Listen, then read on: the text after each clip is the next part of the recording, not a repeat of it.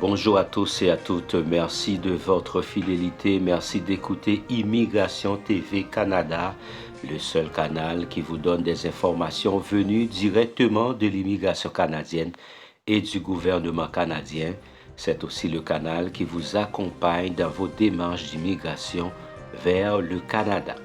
Pendant ce week-end et même la semaine écoulée, plusieurs centaines de messages que j'ai reçus de la part de nos confrères haïtiens concernant le programme humanitaire. Qu'est-ce qui est encore dit? À quand on va avoir ce programme? Est-ce que le gouvernement canadien a approuvé ce programme?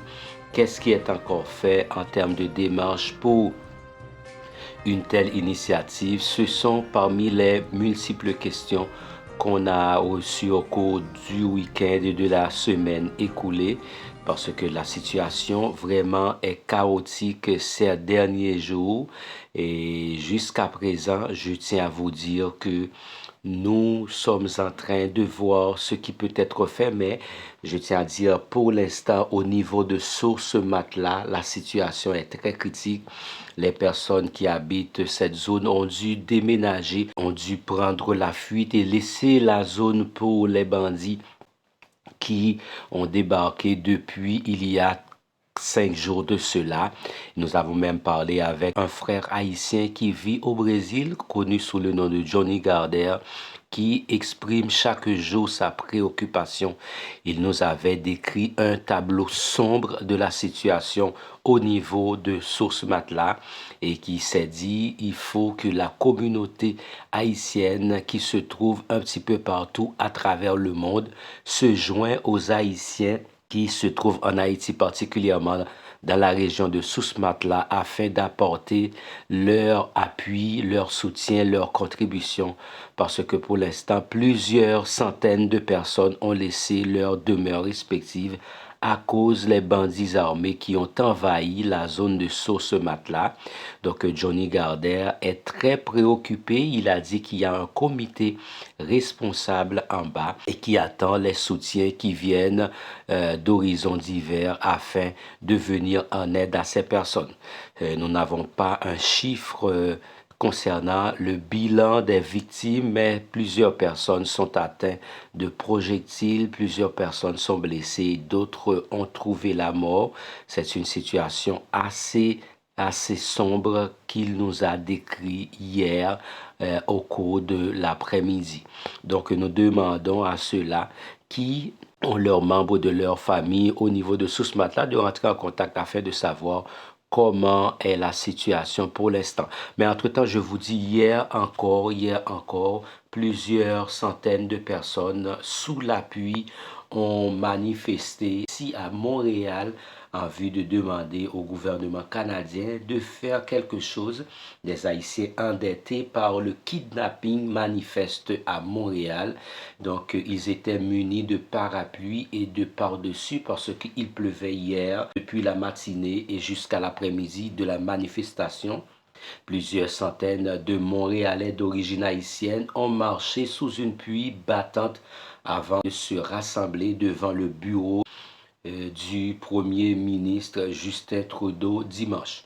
Parmi eux, des victimes par ricochet du kidnapping en Haïti qui souhaitent qu'Ottawa intervienne militairement pour régler la crise sécuritaire. Le petit frère du Montréalais Camille Nelson s'est fait enlever il y a quelques mois à Port-au-Prince. Les ravisseurs en sont arrivés à conclure avec la famille une rançon de 25 000 dollars. La somme a finalement été collectée auprès des familles canadiennes et américaines du captif. J'en ai déboursé moi-même aussi une bonne partie, témoigne M. Nelson en entrevue avec les journaux.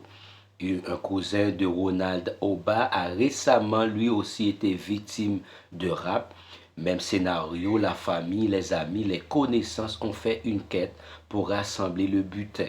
La sœur de son cousin qui vit à Montréal a emprunté de l'argent afin de sauver la vie de son proche. Donc ma cousine doit aujourd'hui faire des heures supplémentaires à son travail pour rembourser la somme qu'elle avait empruntée.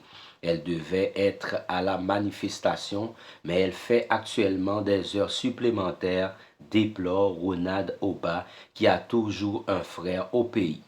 C'est pour lui que je suis là, dit fièrement celle qui est drapée du bicolore haïtien pour manifester dans les rues et devant les bureaux de M. Justin Trudeau. L'organisateur principal de la manifestation, le pasteur Wilner Caillot, a aidé un membre de son église à Montréal en contribuant à la hauteur de plusieurs milliers de dollars pour sauver la vie d'une personne de sa famille.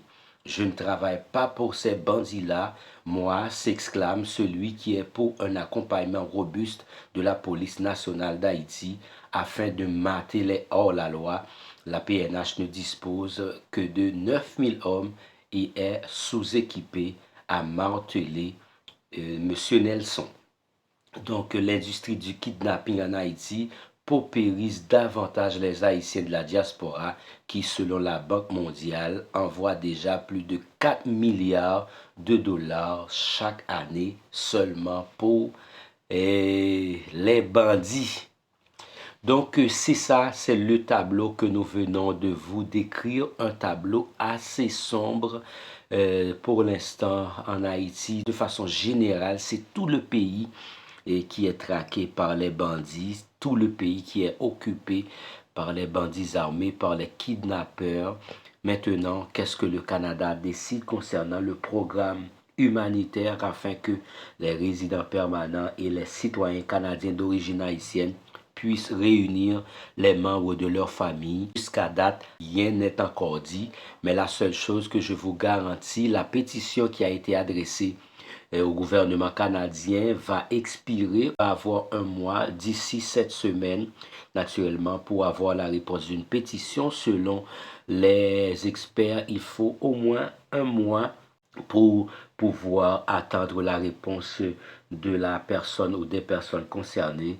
Donc nous allons voir au cours de cette semaine si le Canada ne va donc adopter une solution ou adresser un message ou une réponse à la communauté haïtienne qui vit ici à Montréal. Donc ce que je vous invite à faire, c'est la même chose, c'est de partager cette vidéo avec tous vos contacts. Et n'oubliez pas, la pétition se trouve dans la vidéo d'avant. Aujourd'hui encore, il n'est pas trop tard de signer cette pétition afin que le Canada puisse pencher sur le sort, sur la situation de nos frères haïtiens qui vit la terreur pour le moment. Excellente journée à tous. Déjà, nous souhaitons une très bonne semaine d'informations à Immigration TV Canada, le seul canal qui vous donne des informations venues directement de l'immigration canadienne et du gouvernement canadien. N'oubliez pas, à partir de dimanche, nous allons avoir notre série de live sur l'immigration canadienne et je vous invite tous ceux à participer à cette série de live. Vous allez pouvoir poser vos questions et avoir les réponses rapidement en guise d'attendre une semaine pour avoir les réponses. Donc, parlez avec Immigration TV Canada. C'est la nouvelle rubrique qui vous est créée chaque dimanche entre 7h et 8h du soir, heure du Montréal. Donc, soyez des nôtres, soyez branchés, préparez vos questions et invitez d'autres amis à y prendre part parce que nous allons pouvoir vous répondre coup sur coup. Excellente journée à tous. Au revoir.